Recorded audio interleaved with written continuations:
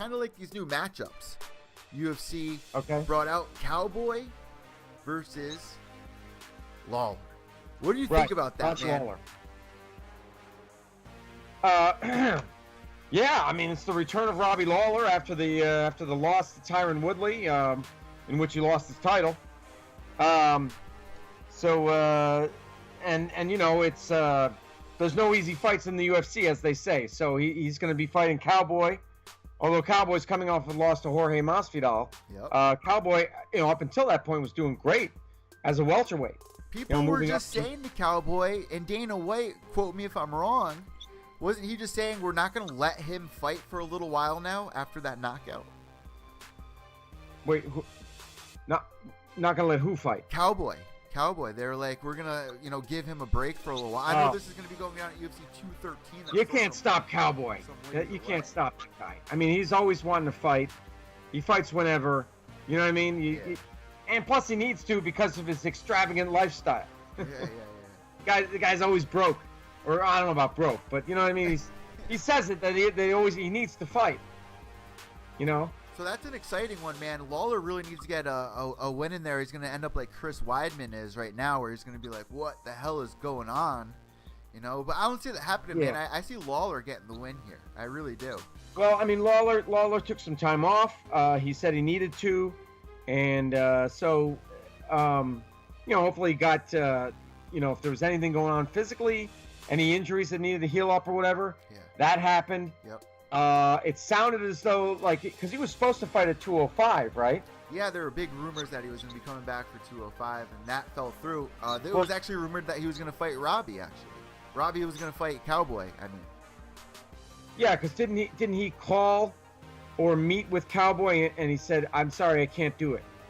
I believe so. I think that was who it was.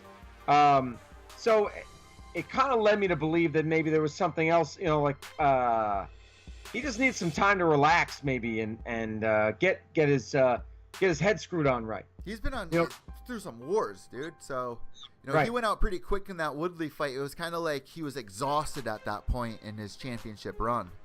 It felt like.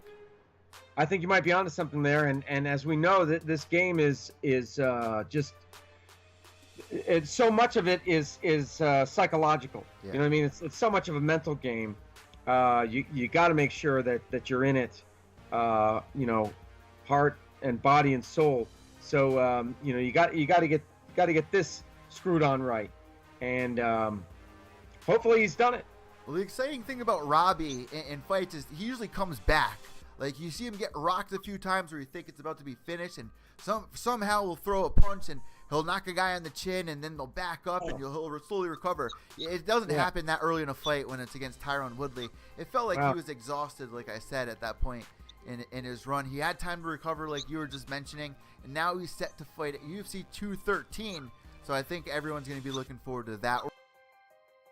Also, one more fight that broke out this week, Ted. Why don't you tell everybody this next fight? I think you're referring to Rafael dos Anjos and Tarek Saffiedine, right? Correct. Okay. So this is a fight where he's moving up, correct? Right. RDA, spent pretty much his entire career at 155. He was the lightweight champ, lost the belt, and but now he's moving up to 170. Yep. So against Tarek Saffiedine, who's a tough competitor, former Strikeforce welterweight champion, beat Nate Marquardt for the title. He's an amazing kickboxer, right? But he hasn't been laying it on lately. I mean, I've been expecting so much more out of him in his last two fights, where I thought he could have done so much more. I think he actually broke a bone in his last fight, and I think that was his excuse. But I just felt like he can do so much more with himself. If RDA is going to stand and trade with him, which probably is going to happen, it's going to be an all-out war back and forth. And people aren't giving RDA the credit that they should for his last fight against Tony Ferguson. He did pretty well against Tony, but Tony just did that much better. You know what I mean? Tony was able to really put on an exciting show for everybody to watch, and was getting the points with the judges. But he didn't do that bad, RDA. He needs this win, though, man. RDA is also in that same boat. RDA did lose, though, by it was a TKO, right? Against Ferguson, it was in. Yeah, didn't Ferguson finish him? Did he? I know Eddie Alvarez finished him, Oh, and then I maybe think I'm thinking of Ferguson somebody won else. by decision. Hold on, I'm probably thinking of somebody else here. RDA, no, by decision. Yeah. Chuck beat RDA by decision. My bad. And then Eddie Alvarez beat him by knockout in the first round. That's to take the probably belt. what I was thinking of. So now, if he loses, he's in the same boat Chris Weidman's in right now. The exact same boat. If he loses, then he's going to be on a 3-fight losing streak. You know, he's changing weight classes. He's trying to switch things up here. So we're going to have to see what happens. But right off the bat, Ted, I'm leaning towards RDA. How about yourself? Yeah, I think so. I think I'm leaning towards RDA. I mean, we saw that sometimes a move, to a different weight class is a move of desperation, but sometimes it can be a good thing. It's like hitting the reset button, for some fighters, and maybe getting to a weight that they feel more comfortable at. We saw and this. so, we could see that here. We just saw this happen with Pettis. He tried doing the same thing. Unfortunately, that didn't work, moving down to 145. We'll see if it works with RDA. Let us know what you guys think on Twitter at TedCheck and at Pure Evil MMA. Dillon Danis saying that he's the highest paid fighter in Bellator. That kind of rubbed me wrong. And then this week, he's saying that this Bellator 180 pay-per-view will not sell without me on it. I didn't tell you I was going to bring this up, but really quick, what are your thoughts on that, man? I mean, this guy's got an 0-0 record. He trained with Conor McGregor to get him ready for his rematch with Nate. There was a video that came out with him kind of shadow boxing. It looked really awkward. What are your thoughts on this? I haven't heard anything out of you about this. Well, for a guy who's 0-0 as a mixed martial arts fighter, he's talking a big game. I mean, we know that he hangs out with Conor a lot. He trains with Conor. He's one of Conor's jiu-jitsu coaches, because supposedly Conor has 2 of them. So he is kind of clearly he's been to the Conor McGregor school of trash talk, or at least he's trying to be.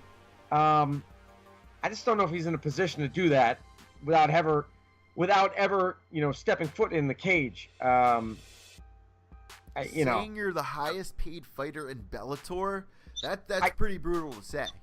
Well, yeah, it's kind of like Chael Sonnen walking around with the UFC middleweight belt when we all knew he didn't have the middleweight belt. You know what I mean? I would kind of rank it up there with that.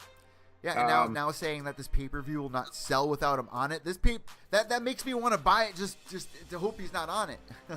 And I'm not trying to throw shade at Dillon Danis at all. It's just not rubbing off well on me with what he's saying. I mean, look, he's trying to do what he can to gain some popularity. And it works. He's got us talking about him, doesn't he? Yep.